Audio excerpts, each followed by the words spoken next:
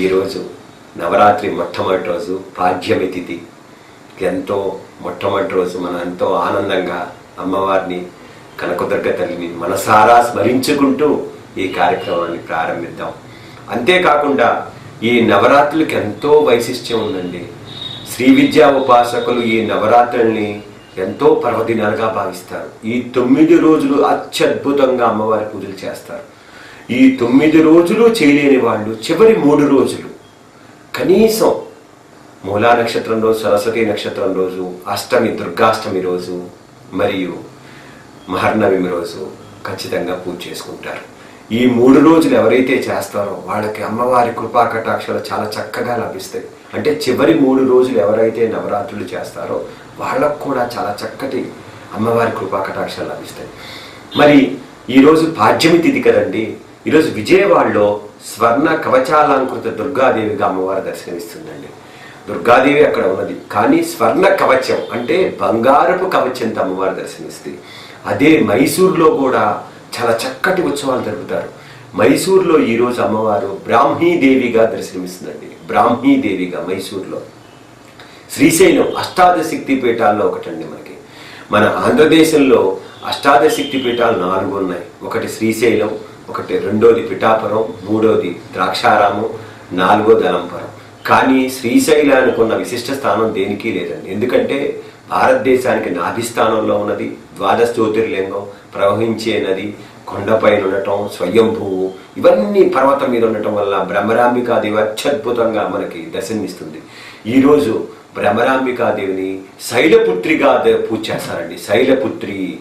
శైలపుత్రి అనగానే మీకు ఒక అనుమానం రావచ్చు, ఏమండి పార్వతీదేవి అనొచ్చు కదా, శైలపుత్రి అని ఎందుకు అన్నారు? శైలపుత్రి అనే పేరు రావడానికి కారణం ఏంటి అని అడిగితే గనక, ఈరోజు అమ్మవారు పర్వతరాజుకు జన్మించిందండి.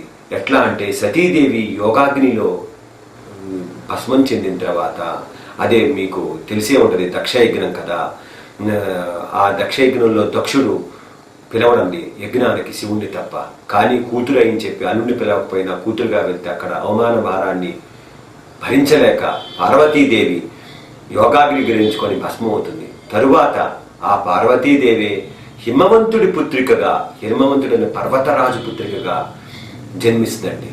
ఆ జన్మించిన ఆమెనే శైలపుత్రి అంటారు. ఈ శైలపుత్రి ఎలా ఉంటుంది అంటే కుడి చేత్తో త్రిశూలం పెట్టుకొని ఉంటుందండి, ఎడం చేత్తో కమలము మరియు తలపైన చంద్రవంక చక్కగా దర్శనమిస్తుంది ఈ శైలపుత్రి. ఈ శైలపుత్రిని పార్వతి అని కూడా అంటారు, హైమావతి అంటారు. మన పేర్లలో ఎక్కువగా హైమావతి అనే పేర్లు ఈమె పార్వతీ నామండి. అంటే హిమవంతుని పుత్రిక కాబట్టి హైమావతి అన్నారు.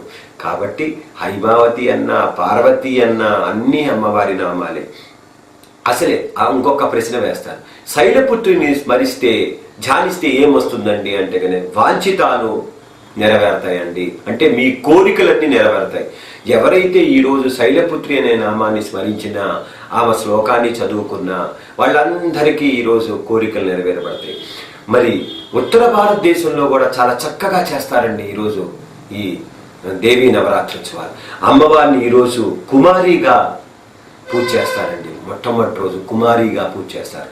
మీకు ఇంకొక విషయం తెలుసండి, కుమారి పూజలను చేస్తారు. కుమారి పూజలు అంటే ఒక 7 నుంచి అంటే 2 ఏళ్ల పిల్లల నుంచి, బాలికల నుంచి తీసుకొని వచ్చి 10 ఏళ్ల పిల్లల వరకు పూజ చేస్తూ ఉంటారు. మొదటి రోజు ఒకళ్ళని చేస్తే, రెండో రోజు 2ని, మూడో రోజు 4ని, 4వ రోజు అట్లా పెంచుకుంటూ పోతుంటారు. కొంతమంది అయితే ఒకరోజు ఒకళ్ళని చేస్తే రెండో రోజు 2ని, మూడో రోజు 4ని, 4వ రోజు 8 మందిని అట్లా కూడా చేస్తుంటారు. ఏ విధంగా అయినా కుమారి పూజ చేస్తారండి. ఈ కుమారి పూజ చేసే వాళ్ళకి అమ్మవారి అనుగ్రహం, అపారమైన అనుగ్రహం చాలా బాగుంటుందండి. ముఖ్యంగా కుమారిని పూజ చేస్తారు. మీకు తెలుసు దసరా రోజు మనం జమ్మి చెట్టుకు పూజ చేస్తాం, కానీ ఈ 9 రోజులు ఒక్కొక్క వృక్షానికి పూజ చేసుకోవాలండి. ఈరోజు అరటి చెట్టుకు పూజ చేసుకోవాలి. అరటి చెట్టుకు గనక స్మరించిన, అరటి చెట్టుకు పూజ చేసుకున్న అమ్మవారి అనుగ్రహం చాలా చక్కగా ఉంటుంది. మరి ప్రసాదం ఏం పెట్టాలండి అమ్మవారికి అంటే కనుక కట్టు పొంగలి నైవేద్యం పెట్టాలండి. కట్టు పొంగలి నైవేద్యం కనుక పెట్టుకుంటే అమ్మవారికి చాలా చక్కగా ఉంటుంది.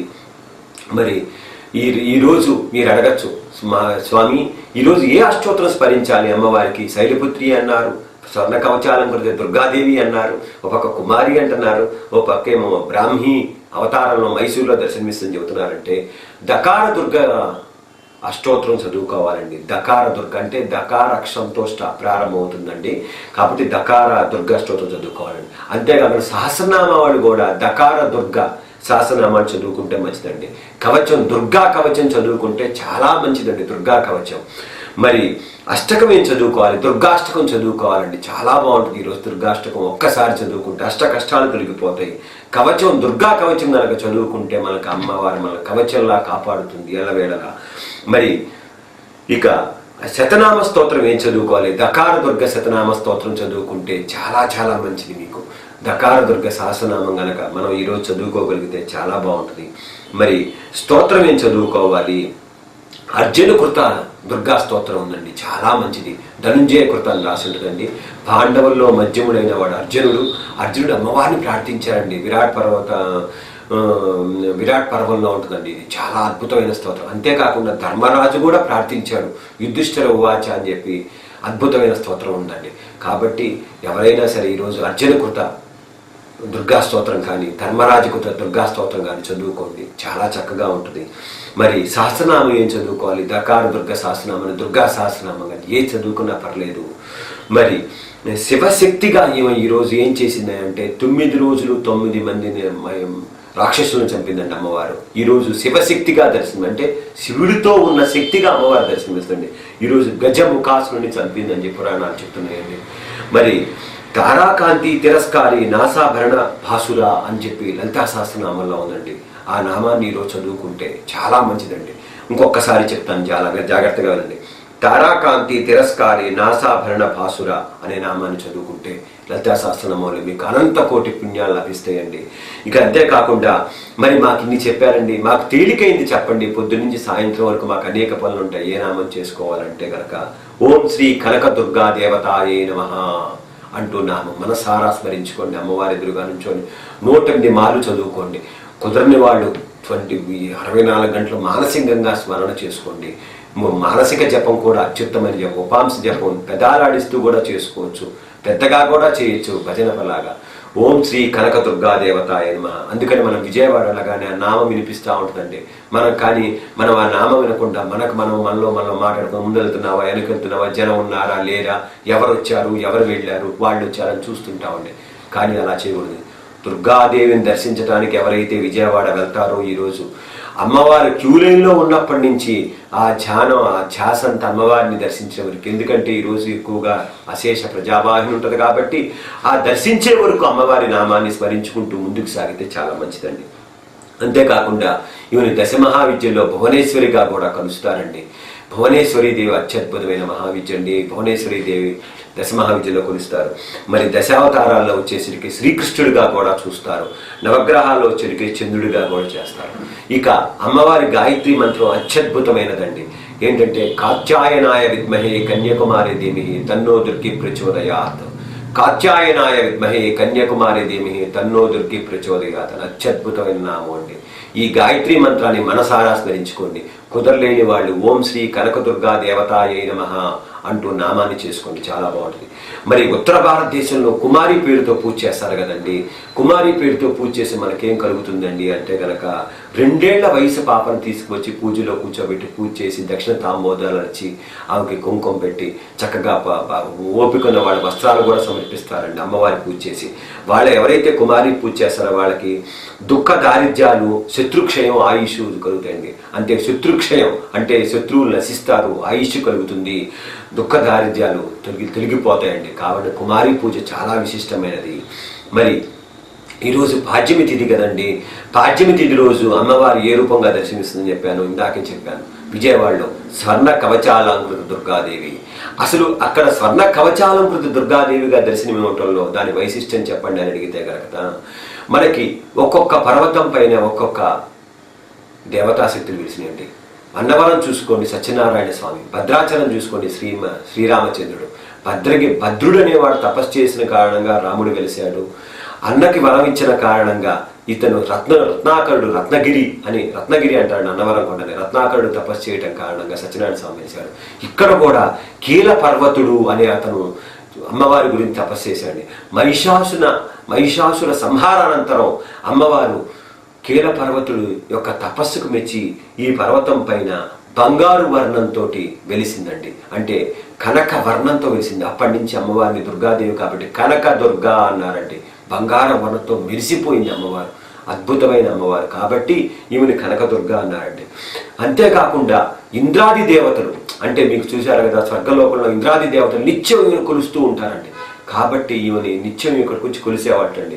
ఎవరిని? ఈ కీలాద్రి పర్వతం పైన, అంటే కీలకుడు అనే పర్వతం రాజు తపస్సు చేయటం వల్ల అమ్మవారు ఆ కీల అనే పర్వతం మీద అంటే వెలసింది కావటం వల్ల ఇంద్రుడు వచ్చి అక్కడ పూజ చేయటం వల్ల ఇంద్రకీలాద్రి అయిందండి. కాబట్టి ఇంద్రకీలాద్రి అనే పేరు అందువల్ల వచ్చింది. ఇంద్రుడు కొలవటం వల్ల, మరి కీల అనే పర్వతం తపస్సు చేయటం వల్ల అమ్మవారు అక్కడ స్వయంభూగా వెలవటం వల్ల మనకి ఇంద్రకీలాద్రి అని పేరు వచ్చిందండి. అంతేకాకుండా స్వర్ణ వర్ణంతో ప్రకాశిస్తూ ఉంటుందండి అమ్మవారు, స్వర్ణ వర్ణంతో. మరి ఈమెను ఎలా కొలవాలంటే మహాతల్లి అండి. శ్రీ మహాకాళి, మహాలక్ష్మి, మహాసరస్వతి స్వరూపాలు 3 రూపాలు ఆమె అండి. మహాకాళిగా శత్రువులను నాశనం చేస్తుందండి, మహాలక్ష్మిగా అష్టైశ్వర్యాలు ప్రసాదిస్తే, మహాసరస్వతిగా విద్యాబుద్ధులు, బుద్ధి బలాన్ని, మంచి లౌకిక జ్ఞానాన్ని, మనకు కావాల్సిన లౌకిక జ్ఞానాన్ని ప్రసాది. ఈ 3 రూపాలు అమ్మవారివేనండి. అంతేకాకుండా మరి ఈరోజు కనక దుర్గని స్వర్ణ కవచాలంకృతంతో ఉందండి, కనక వర్ణంతో ప్రకాశిస్తుంది. కాబట్టి ఈరోజు ఎవరైతే శంకరాచార్య కృత కనకదారాస్తవాన్ని 3 సార్లు పారాయణం చేస్తారో వారి ఇంట కనక వర్షం కురుస్తుందంటే ధనధాన్యాలు చక్కగా సమకూరుతాయండి. మీకు తెలుసు శంకరాచార్య కథలో ఆ కనకదారాస్తవానికి ఎంతో విశిష్టమైన స్థానం ఉందండి. ఆయన బ్రహ్మచర్యం తీసుకున్నప్పుడు మొట్టమొదటిసారిగా భిక్షాటనకి వెళ్తాడండి. ఒక పేద ఇంటికి వెళ్ళి భిక్షాం దేహి అని అడుగుతాడండి. భిక్షాం దేహి అని అనగానే ఆ ఇంట్లో ఏమి ఉండవండి. ఒక గృహిణి వచ్చి పాత చీర కట్టుకొని మొత్తం వెతికి అపర శివుడు శంకరాచార్య నా ఇంటే భిక్షకు వచ్చాడు, ఏదైనా వేయాలని చెప్పి అంతా వెతికితే తీరా చూస్తే జాడీలో చిట్ట చివరిగా మిగిలిపోయిన ఉసిరికాయ ఉంటుందండి. ఆ ఉసిరికాయ తీసుకొచ్చి పచ్చడి అది వేస్తుందండి ఈయన భిక్షాటంలో. వేగానే ఒక్కసారి కళ్ళు మూసుకొని అంతర్ముఖుడై చూస్తాడండి వీళ్ళ పరిస్థితిని. ఓహో, వీళ్ళంత దారిద్ర్యం అనుభవిస్తున్నారని భావించి అప్పుడు ఈయన అమ్మవారిని, మహాలక్ష్మీదేవిని, అమ్మవారిని కనకదారాస్తవంతో అంగం హరే పులకభూషణమాశ్రయంతి బృంగాంగనేవ ముకులాభరణం తమాలం అంగీకృత విభూతిర వాంగలీల మంగళస్తమ మంగళ దేవతాయ అంటూ చక్కటి కనకదారాస్తవం అండి. అందరికీ వచ్చు, చాలామంది చేస్తున్నారు కనకదారాస్తవం. ప్రతి లలితా విశ్వసహస్రనామ పుస్తకంలో ఉంటుంది. ఆ కనకదారాస్తవాన్ని చదువుతాడు. దాంట్లో చివరిలో చెప్తారనమాట, 3 సార్లు ఎవరైతే చదువుతారో వాళ్ళు సంధ్యా సమయంలో చదువుతారో వాళ్ళు ఖచ్చితంగా వాళ్ళకి దరిద్రం ఉండదని ఉంటుందండి. అటువంటి కనకదారాస్తవాన్ని నిత్యం పారాయణ ఎవరైతే చేస్తారో వాళ్ళు ఖచ్చితంగా కుబేరుదంటే వాళ్ళు అవుతారండి. ముఖ్యంగా ఈరోజు స్వర్ణ కవచాలంకృత దుర్గాదేవిని, కనక వర్ణంతో, బంగారు వర్ణంతో మెరిసిపోతున్న ఈ దుర్గాదేవిని ఎవరైతే మీరు చక్కగా స్మరిస్తారో, చక్కగా చూస్తారో వాళ్ళకి ఈ కనక దుర్గాదేవి తప్పకుండా అనుగ్రహిస్తుందండి. అంతేకాకుండా ఈ కనకదారాస్తవాన్ని ఎవరైతే మనస్ఫూర్తిగా పారాయణ చేస్తారో, ఇందాక చెప్పిన అర్జునకృత దుర్గాదేవి స్తోత్రాన్ని, అంతేకాకుండా దకార దుర్గ అష్టోత్రాన్ని కానీ, దకార దుర్గ అష్టోత్తర శతనామ స్తోత్రాన్ని కానీ చదువుతారు వాళ్ళకి అపార కృపా కటాక్షాలు లభిస్తాయండి. మరి ఇక్కడ ఒక చిన్న పురాణ గాథ ఉందండి ఇంద్రకీలాద్రికి సంబంధించి. పూర్వం ఈ ఇంద్రకీలాద్రి ప్రాంతాన్ని మాధవవర్మ అనే మహారాజు పరిపాలిస్తున్నాడు. ఈయన అపారమైన దేవి భక్తుడండి. ప్రతి నిత్యం పొద్దున సాయంత్రం అమ్మవారిని దర్శించుకొని చక్కగా అమ్మవారి పూజ చేసుకుంటూ అమ్మవారి కృపా కటాక్షాలతో చక్కగా రాజ్యాన్ని పరిపాలిస్తున్నాడు. ఈయనకు ఒక కుమారుడు మరియు ఒక భార్య, 3 చక్కగా జీవిస్తున్న టైంలో ఈ కుమారుడు, రాజకుమారుడు గారాబం చేత ఒకరోజు రథాన్ని తీసుకొని బయటకు వెళ్తాడండి. రాజకుమారుడు అవటం వల్ల, ఉత్సాహంలో ఉండటం వల్ల, యుక్త వయసులో ఉండటం వల్ల రథాన్ని చాలా వేగంగా తోలుతుంటాడండి రాజ్యంలో. మనం ఎప్పుడైనా సరే వాహనాలు ఎప్పుడు తోలాలండి? జనం లేని చోట వేగంగా తోలాలి. కానీ ఇతను రాజ్యంలోనే విపరీతమైన వేగంతో తోలుతుంటాడు. అప్పుడే ఇంటి నుంచి ఒక చిన్న బాలుడు బయటకు వస్తుంటాడండి. ఆ బాలుడు ఆ వేగాన్ని తట్టుకోలేక అటు ఇటు పరిగెత్తలేక రథం కింద పడి, ఆ రథచక్రం కింద పడి ప్రమాదవశాత్తున మరణిస్తాడండి. మరణించగానే ఈ రాజకుమారుడు బెత్తరపోయి తండ్రి దగ్గరికి వెళ్ళి తన తప్పును ఒప్పుకుంటాడు. నాన్న, ఈరోజు ఒక ఘోరం జరిగింది అని చెప్పి, సరే దీనికి ఏముంది, సభా వేదిక రాజ్యసభ ఏది నిర్ణయిస్తే ఆ నిర్ణయం తీసుకుంటానని ఆ రోజు ఆ తల్లిని పిలిపించి, అమ్మా నీ కుమారుడు నా కుమారుడు వల్ల చనిపోయాడు, అయినా సరే నేను ధర్మ నిరతి గలవాడిని కాబట్టి మీకు ఈరోజు నా కుమారుడికి మరణశిక్ష విధిస్తున్నానని చెప్పి చెప్తాడనమాట. మరణశిక్ష విధించగానే ఆయన ఆ అపారమైన తల్లి, ఆ దుర్గాదేవి కన్న తల్లి కదండి, ఆ అపారమైన దుర్గాదేవి ఇతని ధర్మ నిరతికి మెచ్చి ఆ ప్రమాదవశాత్తు చనిపోయిన బాలుడికి ప్రాణం పోస్తుందండి. ప్రాణం పోసి అతన్ని బతికిస్తుంది. మరి ఇంకా మరణశిక్షకి తావేదండి. ప్రాణం పోసి బతికించగానే ఆ రాజు అద్భుతమైన ఆనంద బాష్పాలతో అమ్మవారిని ధ్యానిస్తాడు. ఆయన యొక్క భక్తికి మెచ్చి కొన్ని గడియల పాటు కనక వర్షాన్ని కురిపిస్తాడు అమ్మవారు. విజయవాడ ఉన్న విజయవాటికి అదేనండి, ఇప్పుడు విజయవాడ బెజవాడ అంటాం మనం. కనక వర్షాన్ని కురిపిస్తుంది అన్నమాట. ఆ కనక వర్షాన్ని కురిపించడం వల్ల అమ్మవారిని ఆ రోజు నుంచి కనక దుర్గా అన్నారండి. కాబట్టి కనక దుర్గా అంటే అంత అద్భుతమైన పేరండి.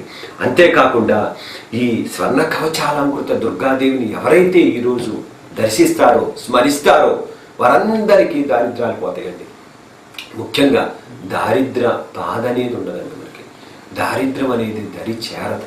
కాబట్టి మీరందరూ ఈరోజు ప్రత్యేకంగా స్వర్ణ కవచాలంకృత దుర్గాదేవిని, అటు శ్రీశైలంలో శైలపుత్రిని, అంతేకాకుండా కుమారిని, ఎక్కడ ఉత్తర భారతదేశంలో పూజించే కుమారీ దేవతని, మైసూర్లో బ్రాహ్మీ దేవతని మనసారా స్మరించుకోండి. అమ్మవారి అపార కృపా కటాక్షాలు పొందడానికి ప్రయత్నం చేయండి. మీకు ఆ అమ్మవారు ఖచ్చితంగా దర్శనమిస్తారు. ఓం శ్రీ కనకదుర్గా దేవతాయ నమః అనే మంత్రాన్ని జపించుకోండి. కాత్యాయనాయ విద్మహి కన్యాకుమారి ధీమహి తన్నో దుర్గి ప్రచోదయాత్ అనే మంత్రాన్ని కూడా చేసుకోండి. చాలా చక్కగా మీకు అద్భుతమైన అమ్మవారి కృపాకటాక్ష లభిస్తాయి. ఓపికన్న వారు మాత్రం ముఖ్యంగా మనకి కనకతారాస్తవం చదువుకుంటే చాలా చాలా మంచిది. ఎవరైతే కనకతారాస్తవం 3 సార్లు చదువుకుంటారో వారికి అన్ని అమ్మవారు నెరవేరుస్తారు. కాబట్టి ఈరోజు పాడ్యమి తిథి, స్వర్ణ కవచాలంకృత దుర్గాదేవిని మనస్ఫూర్తిగా